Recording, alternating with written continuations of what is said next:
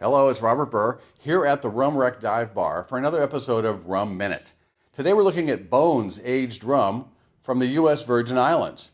Here's a small batch pot still rum aged in both French and American oak barrels, as well as sherry casks for a minimum of 6 years. Playing on the pirate age sailor's theme, the company likes to say this is smooth rum for the rough seas.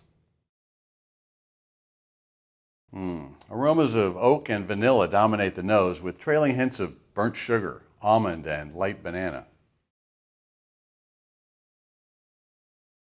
On the palate, brown sugar leads to bold vanilla, cherry almond, and baking spices over toasted oak before hints of bitter chocolate. Bones Aged Rum from the Virgin Islands is an easy sipper with a few good ice cubes and brings some rich rum flavor to your favorite tropical cocktails. The 750 milliliter bottle at 40% ABV sells for about $29.